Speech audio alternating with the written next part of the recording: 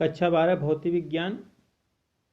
आज chapter number 7 यानी प्रत्यावर्ती धारा को मैं लेकर आया हूँ।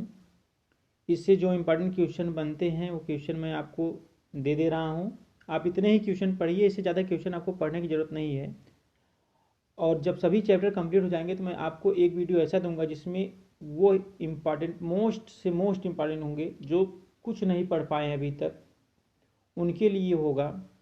वो इतने इम्पॉर्टेंट डेरिवेशन होंगे कि 8 से लेके मैं 12 डेरिवेशन बताऊंगा। वो डेरिवेशन अगर आप पढ़ लेते एक शॉट में पूरा आएगा।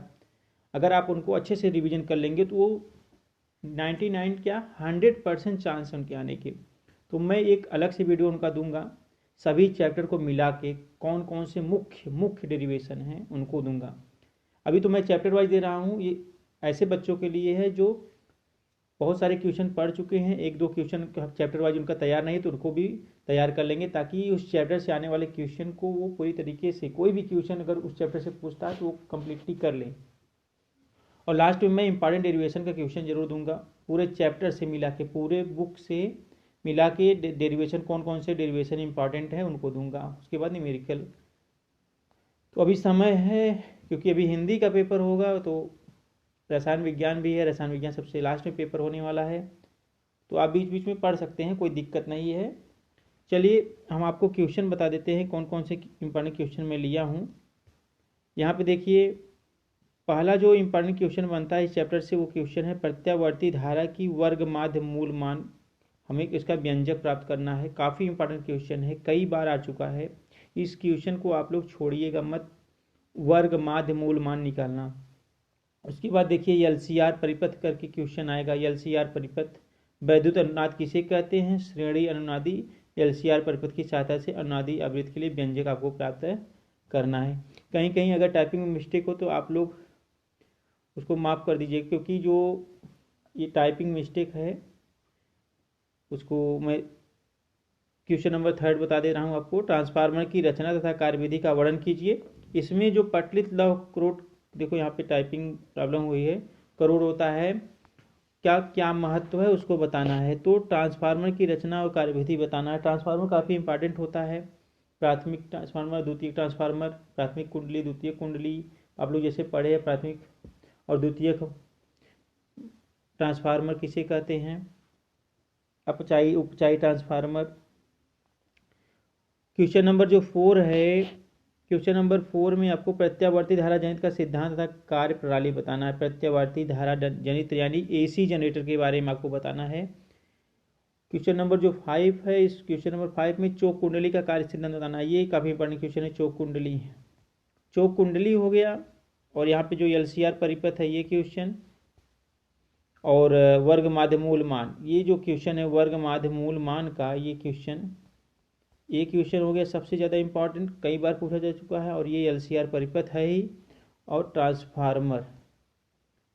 तो जो भी मैं क्वेश्चन इसमें लिया हूँ सभी इंपॉर्टेंट ही हैं, क्योंकि अगर आप इसको छोड़ के, या 5 क्वेश्चन मैं दिया हूँ, 5 में से अगर आप 3 को पढ़ते हैं तो प्रोबेबिलिटी बनती है, हो सकता है क्वेश्चन उसके अलावा जो 2 बचे उनमें से पूछ ले। अगर इन 5 को आप पढ़ के जाते हैं तो प्रोबेबिलिटी बनती है कि उससे आने वाले क्वेश्चन आप कर लेंगे, तो 100% निश्चित है। क्योंकि 5 ही क्वेश्चन बनते हैं इस चैप्टर से, तो 5 में से अगर हम 5 पढ़ के गए हैं तो उसमें से 2 अगर आ रहे हैं या 3 आ रहे हैं तो हम कर लेंगे आसानी से। लेकिन आप खुद ही एलिमिनेट करके पढ़े हैं, तब चांस कम बनता है। हो सकता है जो आप एलिमिनेट कर दिए हैं, जिस क्वेश्चन को आप छोड़ दिए हैं, वही क्वेश्चन आ गया एग्जाम में। और अक्सर यही होता है, जिस क्वेश्चन को हम एलिमिनेट कर देते हैं, नेग्लेक्ट कर देते हैं, अक्सर वही क्वेश्चन पूछ लिए जाते हैं। आप भी जानते हैं और हम भी जानते हैं। तो आप क्वेश्चन को अच्छे तरीके से पढ़िए, चैप्टर वाइज पढ़िए, उतने ही चैप्टर तैयार करिए जितने चैप्टर आपसे तैयार हो सकता है। कूद कूद के पढ़ेंगे तो कोई मतलब नहीं है, ना तो यहाँ के होंगे ना तो वहाँ के होंगे। अगर चैप्टर वाइज पढ़े रहेंगे, 5 चैप्टर 6 चैप्टर, तो ये तो फिक्स रहेगा इस चैप्टर से आने वाले क्वेश्चन हम कर लेंगे। वही क्वेश्चन अगर आप कूद कूद के पढ़े हैं, जंप मार के, 3 यहाँ से 2 वहाँ से, ये पाएगा वो नहीं आएगा, तो तब मामला गड़बड़ हो जाएगा। तो भगवान भरोसे आप जा रहे हैं परीक्षा देने, तो चैप्टर वाइज ही तैयार करिए। जो पढ़े हैं, जो नहीं पढ़े हैं, सभी स्टूडेंट के लिए है।